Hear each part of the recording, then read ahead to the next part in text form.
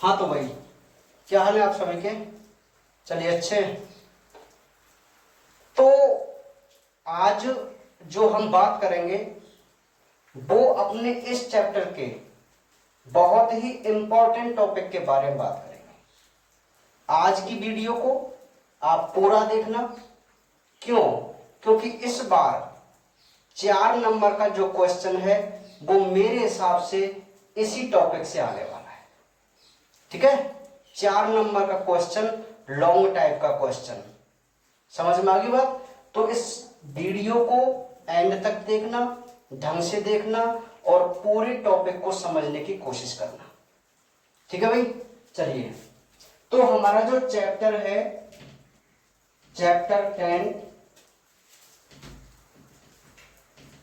जिसको हम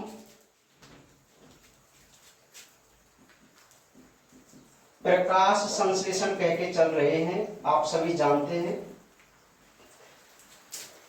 3 दिन से चैप्टर चल रहा है और आज हम इसके मोस्ट टॉपिक पर पहुंचे हैं जो हमें बहुत ही अच्छी प्रकार से समझना है।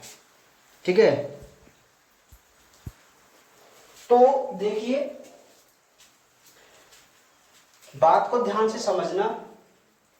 आज हम जो मुख्य रूप से बात करेंगे वो लाइट रिएक्शन के बारे में बात करेंगे। कौन सी रिएक्शन? Light reaction. क्योंकि मैं आपको बता चुका हूं लास्ट लेक्चर में कि भाई जो फोटोसिंथेसिस है उसके 2 स्टेप होते हैं। एक तो लाइट रिएक्शन होता है और एक डार्क रिएक्शन, है ना। लाइट रिएक्शन का जो उद्देश्य था वो ये था कि आपको एटीपी और NADPH प्लस H प्लस का निर्माण करना है, जिसको हम असिमिलेटरी पावर कह के चलते हैं। और डार्क रिएक्शन का ये उद्देश्य था कि लाइट रिएक्शन से बनी असिमिलेटरी पावर को, लाइट रिएक्शन से बनी असिमिलेटरी पावर को CO2 के अपचयन कराकर ग्लूकोज का निर्माण करवाना।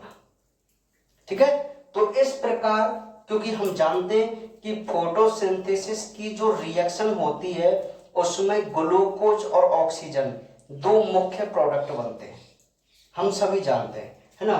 चलिए भाई, तो मैंने आपको जैसे बताया था कि यदि हम इसके लाइट रिएक्शन के एक कंसेप्ट जिसको हम चक्रीय प्रकाश फास्फोरिलीकरण और अचक्रीय प्रकाश फास्फोरिलीकरण को यदि हम समझ लें तो पूरी लाइट रिएक्शन वहीं पर कंप्लीट है।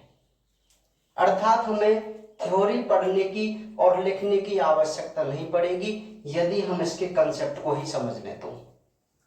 समझ में आ गई बात? तो देखिए, बहुत अच्छी तरीके से आप ध्यान लगाना, आज की बहुत ही मोस्ट इंपॉर्टेंट क्लास है। ठीक है, हाँ, बहुत ही इंटरेस्टिंग टॉपिक है, आपको समझने में बहुत ही मजा आएगा। ठीक है भाई, अब ध्यान से आप समझते हुए चलना। देखिए, अच्छा एक बात मुझे बताओ, मैंने आपसे पहले कहा था कि भाई फास्फोरिलीकरण का मतलब होता है प्रकाश की उपस्थिति में एडीपी और इनऑर्गेनिक फॉस्फेट से यदि आप एटीपी बना लेते हो तो आप इसे प्रकाश फास्फोरिलीकरण कहते हैं। चक्रीय का क्या मतलब होता है कि कोई भी पदार्थ, इलेक्ट्रॉन, तत्व, वस्तु जो भी है, जहां से निकले वापस यदि उसी स्थान पर आ जाए तो आप उसको साइक्लिक बोलेंगे, साइकिल बोलेंगे, चक्रीय बोलेंगे। और यदि कोई पदार्थ, तत्व, इलेक्ट्रॉन, प्रोटॉन, आयन जो भी है, जहां से निकले और वापस वहां लौटने की बजाय किसी और दूसरी जगह पर चला जाए तो आप उसको क्या बोलेंगे? अचक्रीय बोलेंगे। बोलेंगे नहीं बोलेंगे? ठीक है, तो बस इन्हीं को आज हम समझने की कोशिश करते हैं। बिल्कुल अपनी नजर गड़ा दीजिए, दिमाग को बिल्कुल फ्री करके यहां पर लगा दीजिए। बहुत इंटरेस्टिंग टॉपिक है और बहुत अच्छी तरीके से आज हम इसको पढ़ेंगे। ठीक है, तो देखिए,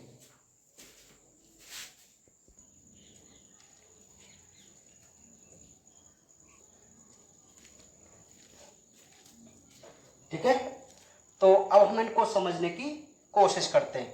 ध्यान से आप देखना। देखिए भाई, सबसे पहले जो हम बात करेंगे वो करेंगे चक्रीय प्रकाश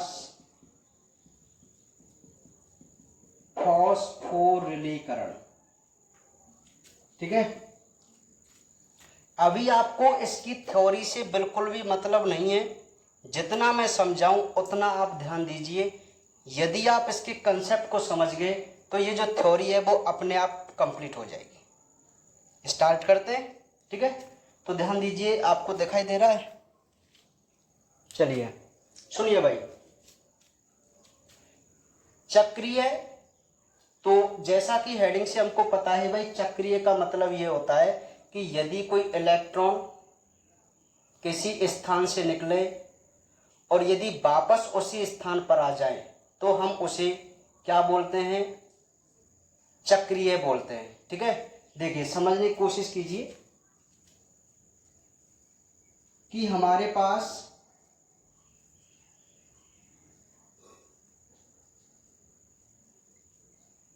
यह एक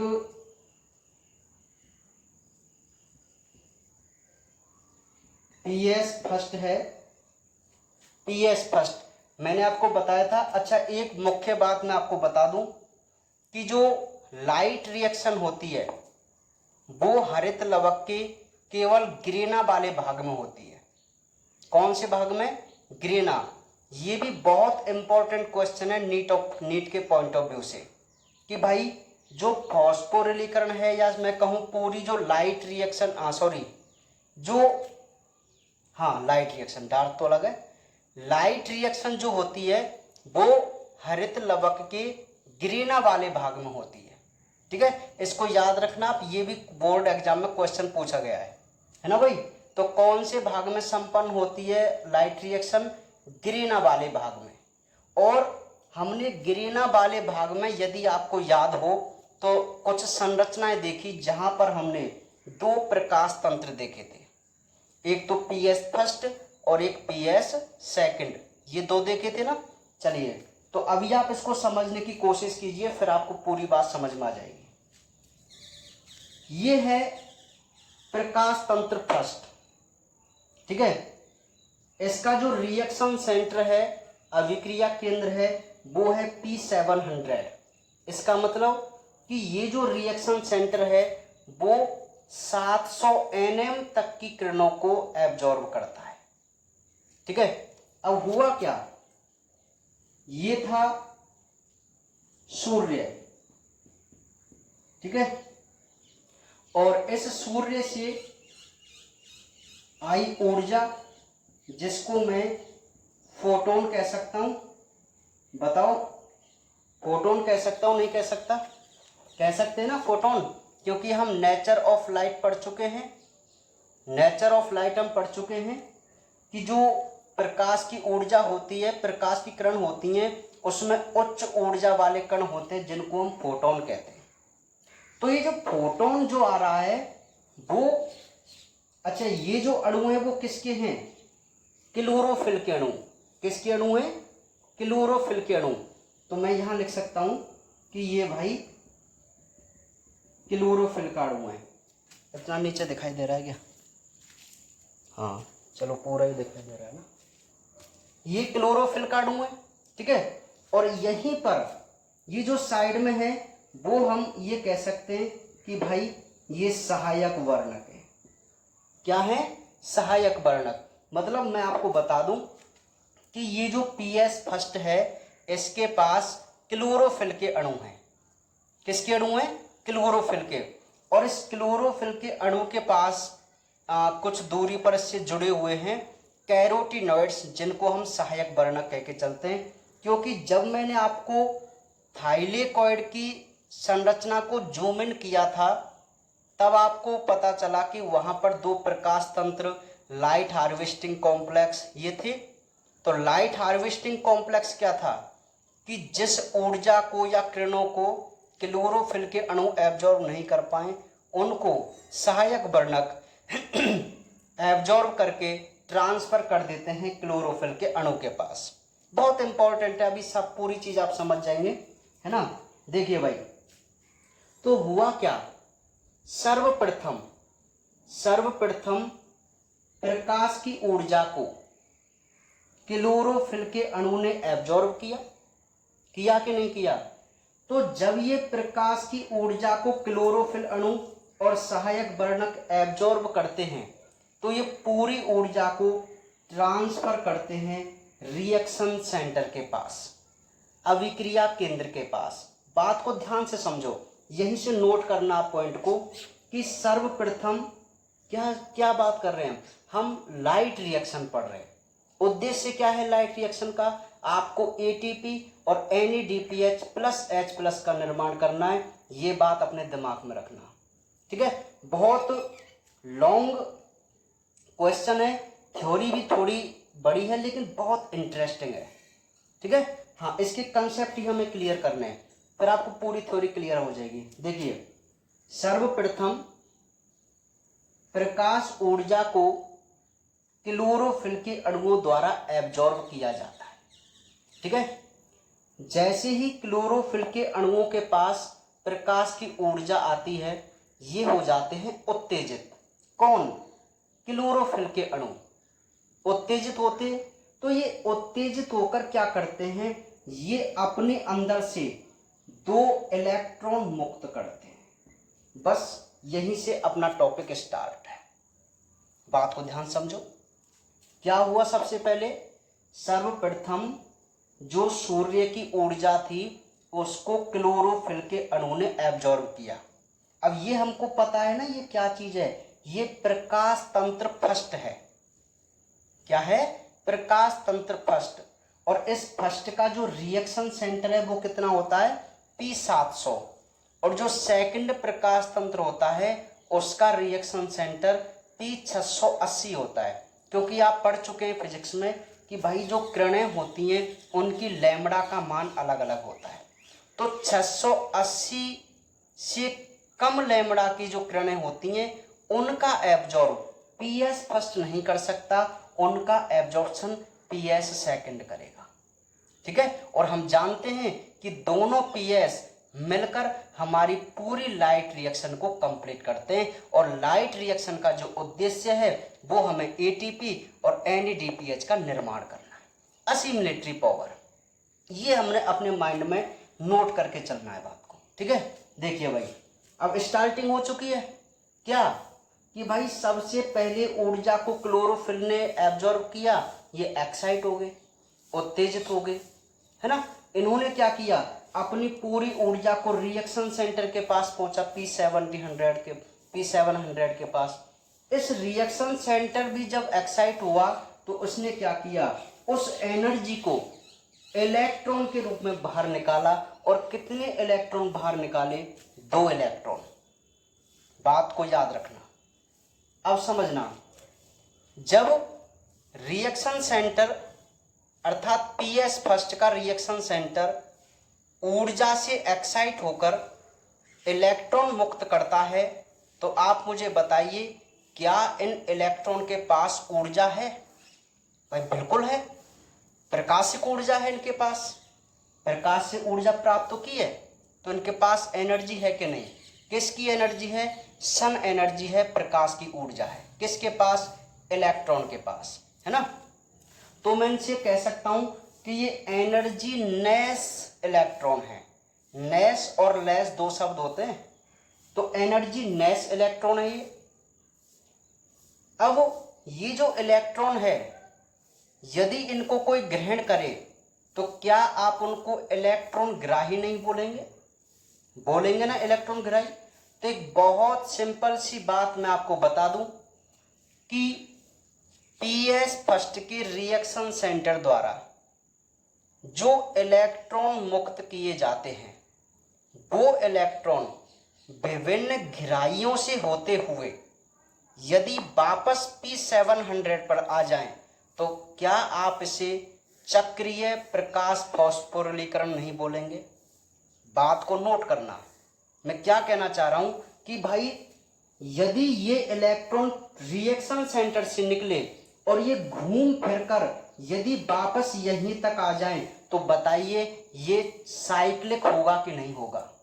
और यदि ये बीच में एटीपी का फॉर्मेशन कर दें, क्योंकि मैंने आपको बताया है कि प्रकाश फास्फोरिलीकरण का मतलब होता है कि प्रकाश की ऊर्जा की सहायता से यदि एडीपी और इनऑर्गेनिक फॉस्फेट एटीपी में बदल जाएं तो आप उस घटना को प्रकाश फास्फोरिलीकरण बोलेंगे। समझ में आ गई बात। तो हमारी हेडिंग क्या है, चक्रीय प्रकाश फास्फोरिलीकरण। आपको थोड़ा थोड़ा उद्देश्य समझ में आ रहा है अभी, है ना। अभी ध्यान से समझो, बहुत इंपॉर्टेंट और बहुत इंटरेस्टिंग है, मेरे तो बहुत ही फेवरेट ये टॉपिक है ना। देखिए भाई, तो यहां तक आपको बात क्लियर है कि भाई सबसे पहले सनलाइट आई फोटोन के रूप में, क्लोरोफिल के अणु और कैरोटीनॉइड्स ने उसको एब्जॉर्ब किया।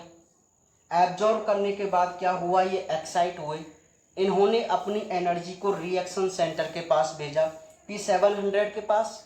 और इस रिएक्शन सेंटर ने क्या किया कि एक्साइट होकर 2 इलेक्ट्रॉन मुक्त कर दिए। 2 इलेक्ट्रॉन क्या कर दिए, मुक्त कर दिए। और इन 2 इलेक्ट्रॉनों को सबसे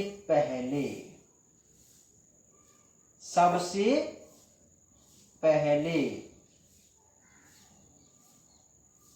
एक इलेक्ट्रॉन ग्राही होता है जिसका नाम होता है आयरन सल्फाइड। बहुत इंपॉर्टेंट तरीके से आप याद रखना।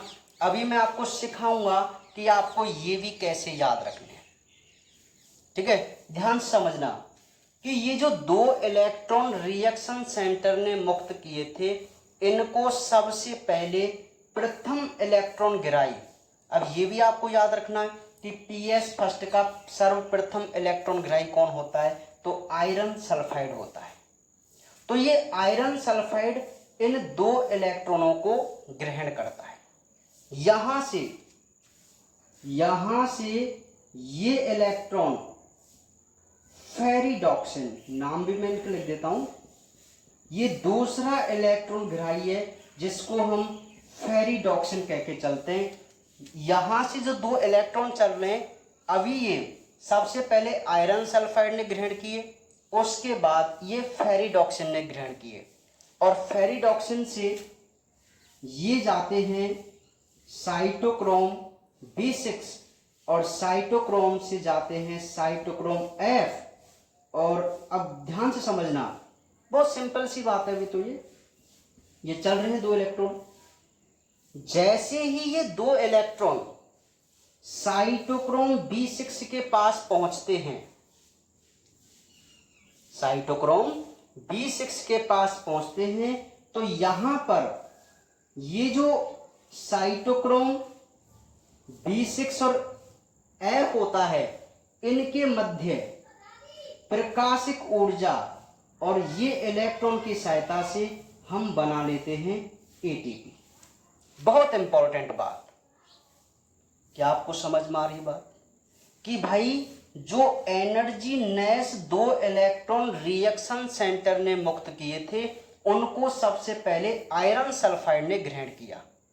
आयरन सल्फाइड से ये फेरिडॉक्सिन के पास पहुंचा, फेरिडॉक्सिन से साइटोक्रोम B6 के पास पहुंचा। और ये जो इलेक्ट्रॉन है वो साइटोक्रोम B6 और साइटोक्रोम F के मध्य इनऑर्गेनिक फॉस्फेट और एडीपी से एटीपी का निर्माण करते हैं।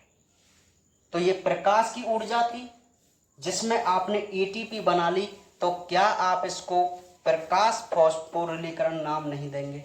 देंगे ना। अब एक बात मुझे बताओ कि साइटोक्रोम F से अब ये जो 2 इलेक्ट्रॉन हैं वो कैसे हैं? क्या ये इलेक्ट्रॉन एनर्जी लेस नहीं है? नहीं है क्या एनर्जी लेस इलेक्ट्रॉन? क्या अब इनके पास एनर्जी है? क्या नहीं है। मेरी बात को ध्यान से समझो। अच्छा मैं देख लेता हूं, मुझे कई बार क्या है, हाँ दिखाई दे रहा है ना, कई बार ऐसा हो जाता है ना, वो वीडियो में वो अपने आप जूम हो जाता है, तो मैं कहीं यहाँ लगा रहा हूँ, आपको दिखाई नहीं देना। हाँ सुनिए, तो वापस टॉपिक पर आइए। ये जो साइटोक्रोम B6 और साइटोक्रोम F है, क्या इनके बीच में एटीपी बनी। तो एटीपी कब बनी कि इलेक्ट्रॉन के पास जो प्रकाशिक ऊर्जा थी, प्रकाशीय ऊर्जा, उसका उपयोग करके हमने एटीपी बना लिया। अब ये जो इलेक्ट्रॉन है वो कैसे हैं, एनर्जी लेस है। तो आप मुझे एक बात बताओ, इन एनर्जी लेस इलेक्ट्रॉनों को एनर्जी की आवश्यकता है कि नहीं, है ना। अब एक बात और समझना कि यदि इस रिएक्शन सेंटर से इलेक्ट्रॉन मुक्त हुए हैं, यदि इस रिएक्शन सेंटर से इलेक्ट्रॉन मुक्त हुए हैं, तो यहां पर एक इलेक्ट्रॉन का होल नहीं हो जाएगा क्या, अभाव, छिद्र हो जाएगा ना P700 के पास। तो इस छिद्र को भी भरना है हमें इलेक्ट्रॉन से, जो होल हुआ, या मतलब मैं कह सकता हूं कि इलेक्ट्रॉन की जो कमी रिएक्शन सेंटर के पास हुई है क्योंकि इसने इलेक्ट्रॉन मुक्त किए थे, तो हमें इस होल को भी भरना है इलेक्ट्रॉन के। और ये जो इलेक्ट्रॉन है जो कि एनर्जी लेस हो चुके हैं, इनको दोबारा से रिचार्ज भी करना है। तो भैया एक सिंपल सी बात ये होती है कि ये जो दो इलेक्ट्रॉन है जो कि एनर्जी लेस हैं, वो लास्ट इलेक्ट्रॉन ग्राही, जिसको हम प्लास्टो साइनिन कह के चलते हैं, वहां से ये एनर्जी लेस इलेक्ट्रॉन वापस कहां आ जाते हैं, इस रिएक्शन सेंटर के पास। कहां आ गए, इस रिएक्शन सेंटर के पास, अर्थात P700 के पास, या मैं कहूं PS फर्स्ट के पास। और इन एनर्जी लेस इलेक्ट्रॉन के आते ही ये जो रिएक्शन सेंटर है, इसके पास जो इलेक्ट्रॉन की कमी है वो पूरी हो जाती है, और वापस से ये रिचार्ज होकर फिर वही प्रक्रिया करते हैं। तो आप मुझे बताइए, क्या आप इस घटना को चक्रीय प्रकाश फास्फोरिलीकरण बोलेंगे, नहीं बोलेंगे, नहीं बोलेंगे। क्या आपको बात समझ में आ गई साइक्लिक फोटो रेस्पिरेशन की, फोटो फास्फोरिलीकरण की? नहीं आई, बहुत कितना सिंपल है, ठीक है, समझ में आ गई बात। तो एक बार अभी आप इसको नोट कीजिए, और बिल्कुल जैसे मैंने उतारा है इसी प्रकार नोट कीजिए, फिर मैं इसको अभी दोबारा भी आपको समझाऊंगा फास्ट में, फटाफट नोट कीजिए इसको।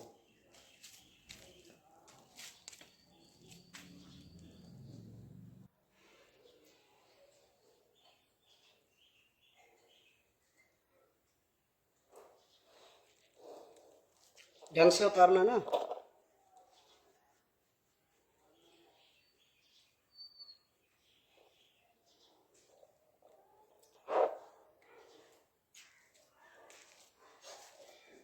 ठीक है,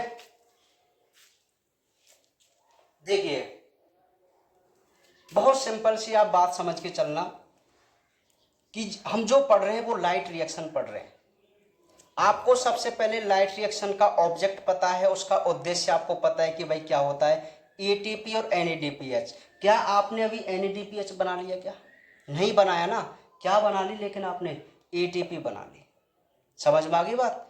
हमारा उद्देश्य जो लाइट रिएक्शन का है वो क्या है कि आपको एटीपी और एनएडीपीएच प्लस एच प्लस बनाना है, ठीक है। और यदि आप एटीपी और एनएडीपीएच प्लस एच प्लस बना लेते हैं तो आप इसको क्या बोलेंगे, लाइट रिएक्शन बोलेंगे, क्योंकि हमने टोटल फोटोसिंथेसिस को दो स्टेप में डिवाइड किया है, लाइट रिएक्शन और डार्क रिएक्शन। दोनों के उद्देश्य हमें पता है ना। अब सबसे पहले हम जो पढ़ रहे थे वो चक्रीय प्रकाश फास्फोरिलीकरण पढ़ रहे थे, और यहां पे मैं आपको बता दूं क्या है कि जो इलेक्ट्रॉन होते हैं वो P700 से उत्सर्जित होकर वापस इसी P700 पर आ जाते हैं, इसीलिए इसको हम चक्रीय प्रकाश फास्फोरिलीकरण कहते हैं। क्यों? क्योंकि ये साइटोक्रोम B6 और साइटोक्रोम F के मध्य प्रकाश ऊर्जा की सहायता से एडीपी और इनऑर्गेनिक फॉस्फेट से एटीपी का निर्माण करता हुआ जाता है, या निर्माण करता है। तो इसी को हम क्या बोलते हैं, चक्रीय प्रकाश फास्फोरिलीकरण। देखो एक मेरी छोटी सी बात आप समझो कि यदि आपने इस चक्रीय प्रकाश फास्फोरिलीकरण को समझ लिया तो आपको आपके दो टॉपिक कंप्लीट हैं। वो कौन से, मैं भी आपको बता दूंगा। एक तो है पीएस फर्स्ट और एक है चक्रीय प्रकाश फास्फोरिलीकरण। आपको पीडीएफ डाल दी गई है, तो उस पीडीएफ में आप जैसे ही पीएस फर्स्ट को देखेंगे, देखो इससे पहले एक हेडिंग है जिसको हम लाइट रिएक्शन नाम दे रखा है हमने, कि प्रकाशिक अवक्रिया निम्न चरणों में होती है। उसके 5 चरण हैं, है ना, 5 चरण। तो उन 5 चरणों को हम तब समझ सकते हैं जब हम चक्रीय और अचक्रीय फास्फोरिलीकरण को कंप्लीट कर लेंगे। ठीक है। हाँ, अभी आप उस क्वेश्चन पे मत जाना, अभी जो मैं कह रहा हूं उस पर ध्यान दीजिए आप, कि यदि आप साइक्लिक को समझ गए हैं तो आपको 2 टॉपिक, आप उसकी थ्योरी देखना, बिल्कुल बहुत इजी है। एक तो पीएस फर्स्ट और एक चक्रीय प्रकाश फास्फोरिलीकरण। अच्छा, एक यहां डेफिनेशन है प्रकाश फास्फोरिलीकरण की, तो मैं आपको बहुत अच्छी तरीके से बता देता हूं कि भाई प्रकाश फास्फोरिलीकरण की जो परिभाषा है वो बोर्ड एग्जाम में पूछी जा चुकी है और इस बार इसी के ज्यादा चांस हैं। और वो केवल आपसे आरेख पूछता है, वो आपसे कभी भी थ्योरी नहीं पूछता, वो आरेख पूछता है भाई ज्यादातर, है ना। अब इसकी थ्योरी देखिए, ध्यान समझना, आप समझ जाएंगे कि ये जो पीएस फर्स्ट है ना, पीएस फर्स्ट, तो पीएस फर्स्ट में आप बताएंगे कि भाई यह जो होता है वो चक्रीय और अचक्रीय प्रकाश फास्फोरिलीकरण दोनों में भाग लेता है। ध्यान समझना, मैं इसकी थ्योरी बोल रहा हूँ पीएस फर्स्ट की, आप पीडीएफ में देखना, पूरी बात आपको समझ में आ जाएगी, है ना। ये तो आपको समझ में आ गया आरेख, बहुत सिंपल है। तो पीएस फर्स्ट में क्या है, जैसे सबसे पहले उसमें दिया गया है कि भाई इसका अभिक्रिया केंद्र P700 होता है ना, और उसमें लिखा हुआ है कि इसमें क्लोरोफिल के जो अणु हैं वो 660 से 700 तक होते हैं, ये लिखा हुआ है सब। आप बिल्कुल जब उसकी थ्योरी देखेंगे तो पूरी बात। अब जैसे उसमें लिखा हुआ है कि इसमें क्लोरोफिल के जो अणु हैं वो 660 से 700 तक होते हैं, और इसका जो रिएक्शन सेंटर है वो कितना है, P700 है। यदि आप जब इस लाइन को पढ़ेंगे तो बताओ आप उसको समझ जाएंगे नहीं समझेंगे, उसमें क्या बड़ी बात है, क्योंकि हमको पता है कि पीएस फर्स्ट का जो रिएक्शन सेंटर है वो P700 होता है ना। और ये चक्रीय और अचक्रीय दोनों ही प्रकाश फास्फोरिलीकरण में भाग लेता है। कौन, पीएस फर्स्ट, जबकि जो पीएस सेकंड होता है वो केवल अचक्रीय प्रकाश फास्फोरिलीकरण में ही भाग लेता है। अभी हम उसकी भी बात करेंगे, क्योंकि हमारे लिए जो ज्यादा इंपॉर्टेंट है वो अचक्रीय प्रकाश फास्फोरिलीकरण है। और यदि हम अचक्रीय प्रकाश फास्फोरिलीकरण को समझ जाएंगे तो हम पूरी लाइट रिएक्शन को समझ जाएंगे। ठीक है, आप थ्योरी मिलाते हुए चलना पीएस फर्स्ट की। तो बताओ, स्टार्टिंग में बिल्कुल इसी प्रकार लिखा हुआ है, इसकी संरचना में 2 चीजें वहां कि भाई पीएस फर्स्ट, इसकी संरचना और क्रियाविधि। तो संरचना में तो यही है कि इसमें क्लोरोफिल के अणु 660 से 700 तक होते हैं और इसका जो रिएक्शन सेंटर है वो P700 होता है, और ये चक्रीय और अचक्रीय दोनों में भाग लेता है। अब इसकी जो क्रियाविधि है, बात को ध्यान से समझना, मैं आपको कितनी बार कह रहा हूं कि भाई इसकी जो क्रियाविधि है पीएस फर्स्ट की, तो आप मुझे एक बात बताओ कि ये जो हमने चक्रीय प्रकाश फास्फोरिलीकरण देखा है इसमें किसकी भूमिका है, बताओ।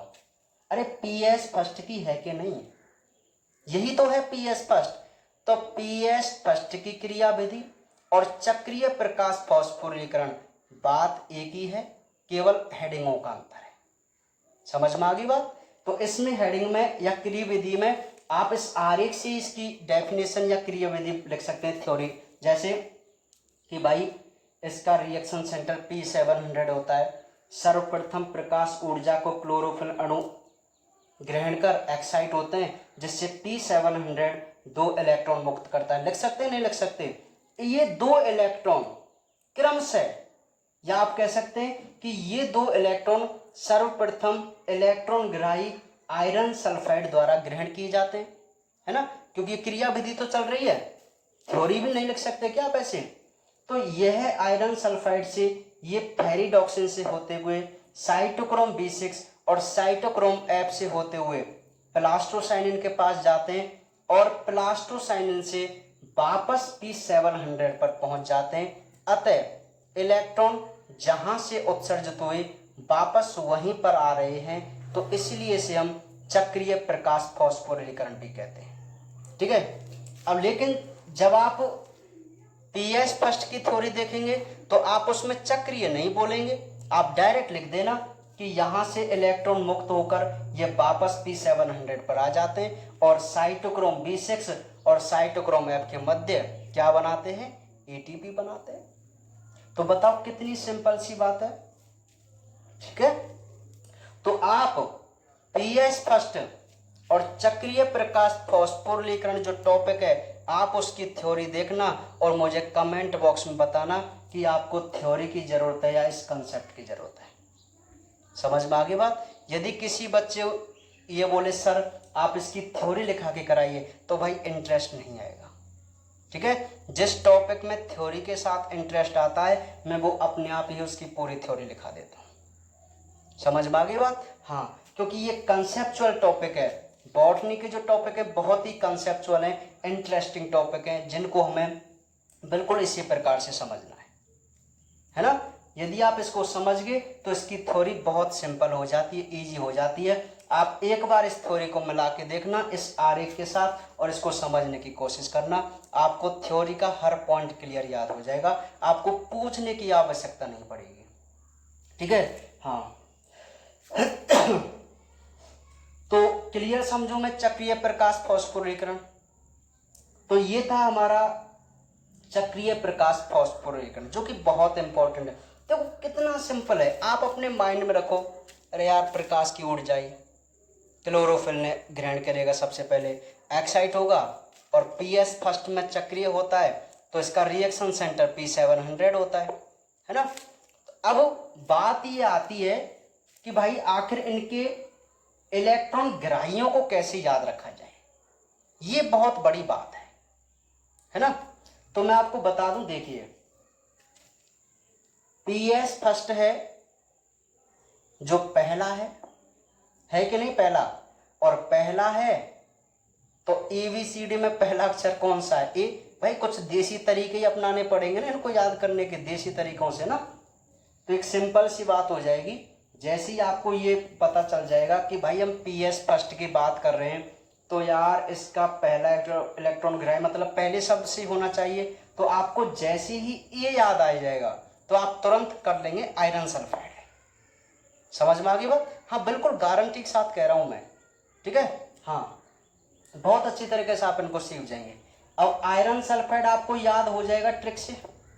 क्यों हो जाएगा, क्योंकि आयरन में पहला ए आ रहा है और हम PS फर्स्ट की बात कर रहे हैं, वो भी पहला तंत्र है, तो पहले का पहला संबंध यानी कि ए, तो अपने आप ए से याद आ जाएगा भाई आयरन सल्फाइड है। और आयरन सल्फाइड तो FeS होता है, हम जानते हैं, लिख देंगे आराम से। तो प्राथमिक इलेक्ट्रॉन ग्राही आपको याद रह जाएगा। अब बात आती है दूसरे इलेक्ट्रॉन ग्राही की। अब मैं आपको एक बात और बता दूं कि जो चक्रीय और अचक्रीय प्रकाश फास्फोरिलीकरण है, उनके 3 इलेक्ट्रॉन ग्राही कॉमन है। ये जो 3 इलेक्ट्रॉन ग्राही है ना, ये वाले साइटोक्रोम B6, साइटोक्रोम F और प्लास्टोसाइनिन, ये तीनों अच्छा दोनों में 5-5 इलेक्ट्रॉन ग्राही होते हैं, दोनों में चक्रीय हो चाहे अचक्रीय हो।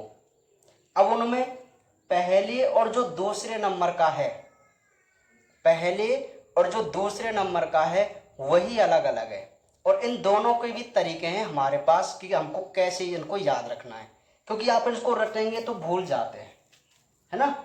कई बार हम भी ऐसे भूल जाते हैं, जैसे पहले भूल जाते थे कई बार स्टार्टिंग कि यार यहाँ आयरन सल्फाइड है क्या हो, लेकिन इसके हमने तरीके बना रखे तो कभी भूलने का कोई मतलब ही नहीं होता, है ना। तरीकों से ज़्यादा याद रहता है ना, आप सभी जानते हैं, है ना। देखिए तो ये PS फर्स्ट तो पहला है, तो मतलब ए, तो ए मतलब अपने आप याद आ जाएगा कि भाई आयरन सल्फाइड है। ठीक है। अब दूसरा जो इलेक्ट्रॉन ग्राही हमें याद रखना है, अब याद रखना कि भाई ये जो आयरन सल्फाइड, इसमें पहला अक्षर F आ रहा है, F, तो इसी से इसका दूसरा इलेक्ट्रॉन ग्राही बन रहा है, तो वो क्या बन जाएगा, फेरिडॉक्सिन।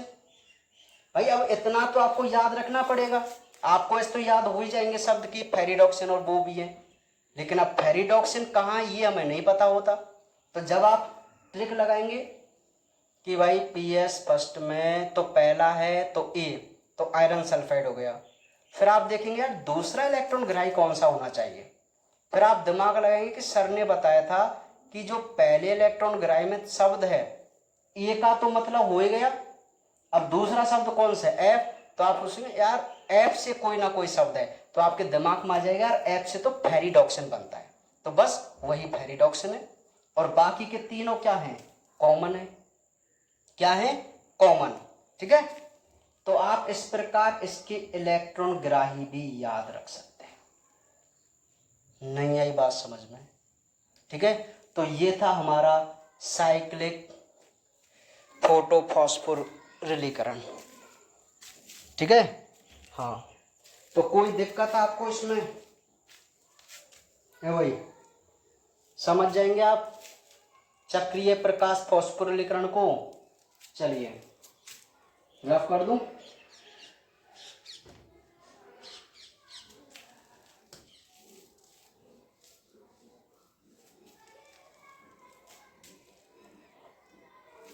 अचक्रीय क्या हो गया,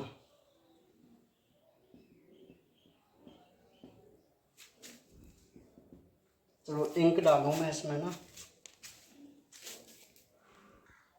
देखिए नेक्स्ट है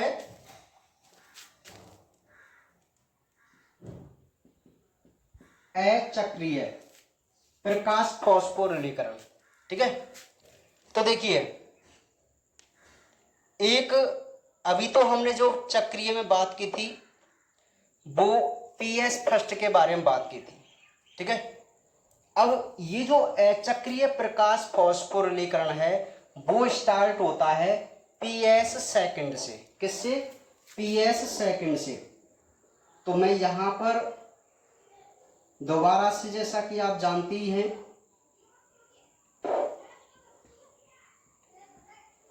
ये पीएस सेकंड है ना,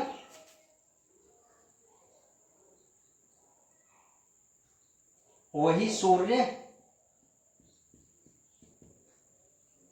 ठीक है भाई, ये सूर्य क्या करेगा, वही सिंपल सी बात है, फोटोन, और ये फोटोन किसके पास, क्लोरोफिल के अणु के पास। अरे कितना सिंपल हो गया, अब तो हम फटाक से कर लेंगे इसको, है ना। देखिए अब कौन सा फॉस्फोरिलीकरण चल रहा है, अचक्रीय प्रकाश फॉस्फोरिलीकरण चल रहा है। कौन सा, अचक्रीय नॉन साइक्लिक। अब ये जो नॉन साइक्लिक है इसमें मैं आपको बता दूं कि जैसा कि हेडिंग से पता चल रहा है कि इसमें कोई इलेक्ट्रॉन जहां से निकलेगा वो वापस वहां पर नहीं आएगा, यही बात है ना, सिंपल। ठीक है, चलिए तो अचक्रीय को आज हम थोड़ा स्टार्ट ही करेंगे, मैं आपको बता दूं, क्योंकि ये अकेला आधे घंटे का टॉपिक है, क्योंकि बहुत इंपॉर्टेंट है ना। समझ में आ गई बात, छोटा सा हम इसको समझने की कोशिश करेंगे। अभी मैं अचक्रीय को थोड़ा सा ही समझाऊंगा, उसके बाद हम इसको डिटेल में कल बात करेंगे। ठीक है, हाँ, तो ध्यान से समझ लीजिए एक बार कि भाई ये जो प्रकाश, सूर्य का प्रकाश है, उसने फोटोन मुक्त किए, और वो कहाँ, रिएक्शन सेंटर P680 के पास। मतलब वही प्रक्रिया होगी कि सबसे पहले जो क्लोरोफिल के अणु और सहायक अणु हैं वो प्रकाश ऊर्जा को एब्जॉर्ब करते हैं और उसको किसको ट्रांसफर कर देते हैं, रिएक्शन सेंटर के पास। अब ये जो रिएक्शन सेंटर है वो कौन है, P680 है। कौन सा है, P680। यहां से वही प्रक्रिया वापस, दो इलेक्ट्रॉन मुक्त हुए, कहां से, रिएक्शन सेंटर से।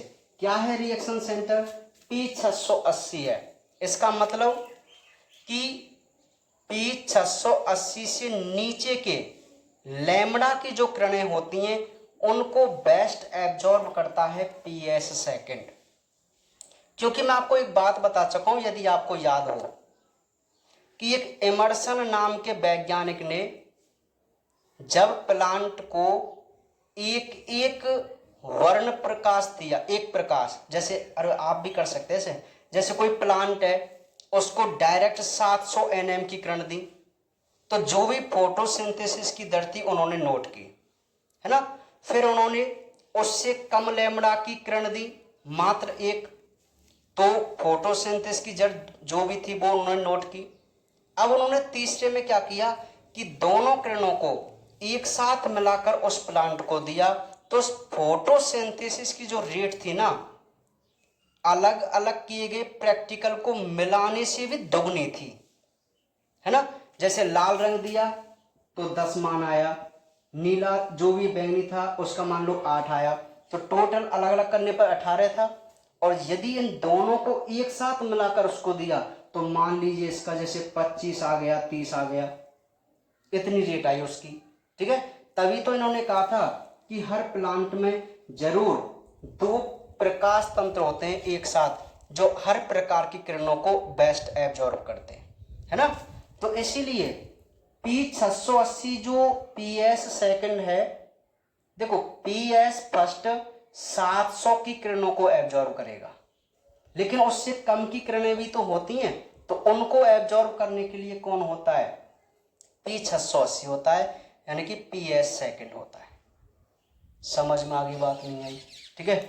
तो ये जो P680 है, जिसको हम PS सेकंड का रिएक्शन सेंटर कहते हैं, ये भी क्या करेगा, फोटोन को एब्जॉर्ब कर एक्साइट हो जाएगा, और एक्साइट होने के बाद वही प्रक्रिया 2 इलेक्ट्रॉन ये मुक्त करेगा। अब 2 इलेक्ट्रॉन मुक्त करने से क्या हुआ कि इसका जो प्राथमिक इलेक्ट्रॉन ग्राही है वो है भैयाओ थियोफाइटिन।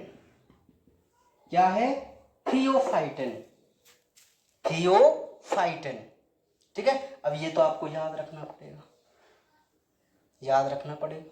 वहां तो हमने तरीका देख लिया था कि भाई PS फर्स्ट है तो ए से मतलब फर्स्ट का फर्स्ट है तो आयरन सल्फाइड, समझ में आ गई बात, है ना। तो थियोफाइटिन प्राथमिक इलेक्ट्रॉन ग्राही होता है P680 का। इसके बाद अब दूसरा इलेक्ट्रॉन ग्राही, जैसा कि मैं आपको बता चुका था कि भाई हर के स्टार्टिंग का और दूसरा इलेक्ट्रॉन ग्राही अलग अलग है, लेकिन अब यहां से इसको नोट कर सकते हैं आप तरीके से कि थियोफाइटिन जब आप याद रख लेंगे तो इस P से ही दूसरा इसका आता है प्लास्टोक्विनोन। क्या आता है, प्लास्टोक्विनोन। समझ में आ गई बात, ये तो निकल आएगा ट्रिक से। वहां आयरन सल्फाइड था पहला, तो F से अपने फेरिडॉक्सिन निकाल दिया, यहां थियोफाइटिन है तो P से ही क्या निकाल देंगे, प्लास्टोक्विनोन, आ जाएगी ना। हाँ, अब यहां प्लास्टोक्विनोन से साइटोक्रोम B6 और साइटोक्रोम F, इन दोनों को इसने एक साथ रख दिया है, कोई दिक्कत वाली बात नहीं है। और यहीं पर क्या बन जाता है, ATP। क्या बन जाता है, ATP। बात समझ में आ गई। अब ये जो 2 इलेक्ट्रॉन हैं, इन्होंने साइटोक्रोम B6 और साइटोक्रोम F से पहले ही क्या बना दिया, यहां पर ATP। अब ये क्या हो गए, कहां पहुंचेंगे, वही प्लास्टोसाइनिन। ये कैसे इलेक्ट्रॉन है, एनर्जी लेस इलेक्ट्रॉन है। कैसे हैं, एनर्जी लेस। अब आगे क्या होता है जानने के लिए देखिए कल की वीडियो। आपने देखा होगा कई बार एपिसोड जो आते हैं वो मतलब मतलब उनको जो ऐड वगैरह देना होता है ना, तो ऐसे स्थान पर छोड़ते हैं कि जब एक तो इंटरेस्ट आ रहा हो, है ना, और उन्हें ऐसा लग रहा भाई अब क्या होगा, अब क्या होगा, है ना, तभी वो ऐड दे देते हैं। क्यों दे देते हैं भैया, क्योंकि ये रुके रहें, ऐडों को देखें, कुछ खरीदें, है ना, और वापस जुड़े आए। समझ में आ रही बात। हाँ चलो, ऐसा हमारा कोई उद्देश्य नहीं है। तो मैं आपको बता दूं कि यदि मैं इससे आगे बढ़ा तो मुझे इस पूरे ही टॉपिक को यहाँ पर क्लियर करना पड़ेगा, जिसमें लगभग 1.25 घंटे की वीडियो बन जाएगी। समझदार हैं आप इतने तो ना। तो अभी मैंने जैसा कि आपको बताया कि भाई ये जो अचक्रीय प्रकाश फास्फोरिलीकरण है, एक बार मैं इसी को बता देता हूं, है ना, क्योंकि यहां से आगे तो वो पूरा ही मुझे समझाना पड़ेगा। लेकिन आप इतना समझ लेना कि ये जो इलेक्ट्रॉन है, 2 इलेक्ट्रॉन यदि वो प्लास्टोसाइनिन से होते हुए P680 के पास आ गए तो अरे ये तो चक्रीय हो जाएगा। क्या हो जाएगा? चक्रीय। तो एक बात तो जाहिर सी ये है कि ये जो 2 इलेक्ट्रॉन हैं जो एनर्जी लेस हैं, ऊर्जा रहित हैं, वो कहाँ जाएंगे? किसी दूसरे रिएक्शन सेंटर के पास जाएंगे। अब क्यों जाएंगे, कैसे जाएंगे, क्या करेंगे, वो हम कल समझेंगे। ठीक है, बहुत ही इंटरेस्टिंग टॉपिक है, मैंने आपसे पहले ही बोल दिया था, है ना। आप इनको मजे से समझना और इसकी थ्योरी अब ध्यान से समझो। आप दोबारा से देखो, चक्रीय में क्या था कि PS फर्स्ट भाग लेता है ना, लेकिन अचक्रीय में PS फर्स्ट और PS सेकंड दोनों ही भाग लेते हैं। स्टार्टिंग अचक्रीय की हम करेंगे PS सेकंड से, तो PS सेकंड का reaction centre P680, PS first का रिएक्शन सेंटर P700, ये हम जानते हैं। तो वही प्रक्रिया सबसे पहले होती है जो हमें माइंड में फिक्स रखनी है कि भाई सर्वप्रथम प्रकाश की ऊर्जा आती है जो क्लोरोफिल के अणु से एब्जॉर्ब होकर उनको एक्साइट कर देती है। क्लोरोफिल के अणु क्या करते हैं? उस प्रकाशीय ऊर्जा को अपने रिएक्शन सेंटर के पास दे देते हैं, या तो PS फर्स्ट और PS सेकंड।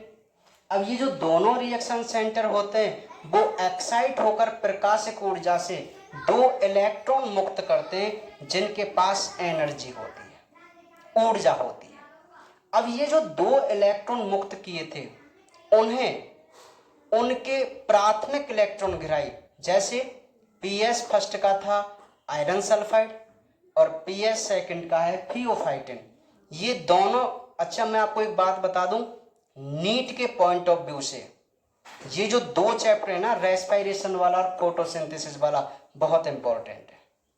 ठीक है, और बोर्ड एग्जाम की दृष्टि से भी इंपॉर्टेंट है क्योंकि 4 नंबर का क्वेश्चन आता है हर साल बोर्ड एग्जाम में, और इस बार भी आएगा। ध्यान से समझ लेना आप इस 10वें और 11वें पार्ट को। और यहाँ थ्योरी मायने नहीं रखती, ये आरेख मायने रखते हैं। ये आरेख आप पर बनाना आना चाहिए, ठीक है, हाँ, तभी आपको पूरे 4 नंबर मिलेंगे। तो प्राथमिक इलेक्ट्रॉन गिराई हमें याद रह जाएंगे दोनों के। अब वो प्राथमिक इलेक्ट्रॉन गिराई उन इलेक्ट्रॉन को कहाँ देंगे? अपने सेकंड इलेक्ट्रॉन गिराई पर।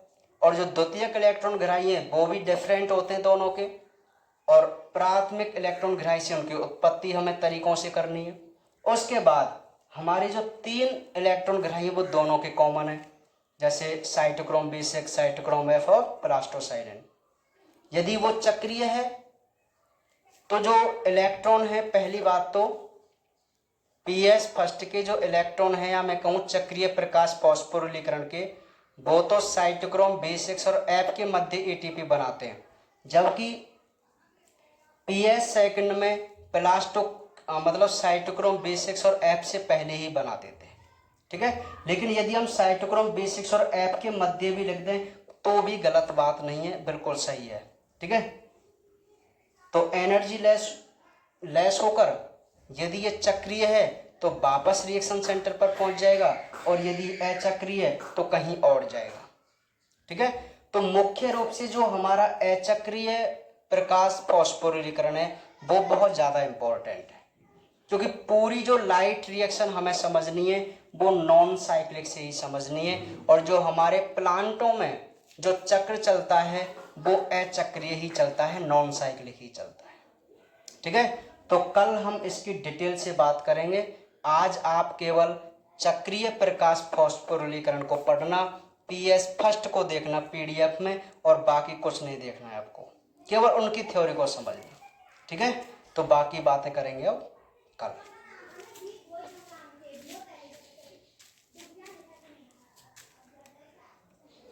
अच्छा, एक बात और मैं आपको बता दूं कि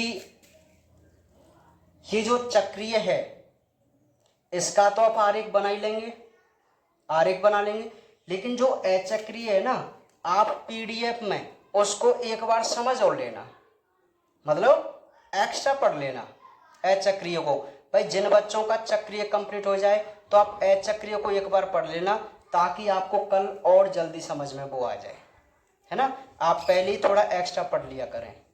समझ में आ गई बात? हाँ, तो इसको नोट कर लो जिन्होंने नहीं किया है नोट, और बाकी बात है कल ही इसको ढंग से समझेंगे। लेकिन मिस मत करना क्लास को, मैं आपसे पहले ही कह रहा हूँ, पूरी वीडियो देखा करो। अभी जो आपका टाइम है वो कम आ रहा है, हमें पता चल जाता है। जो अच्छे बच्चे वही पूरी वीडियो देख रहे हैं, बाकी जो बेकार से वो तो पता नहीं क्यों 1-2 मिनट देख के और बस टाइम पास करके चले जाते हैं। समझ में आ रही बात? हाँ, तो पूरी वीडियो देखा करो ताकि आपके कंसेप्ट क्लियर हो। अब ये स्कूल खोलने का कोई पता नहीं, कब खोलेंगे पता नहीं, क्या होगा, ठीक है। तो यही आपका सहारा है भैया, पढ़ते रहिए। समझ में आ रही बात? हाँ, चलिए, तो बाकी बातें अब कल ही मिलेंगे ना।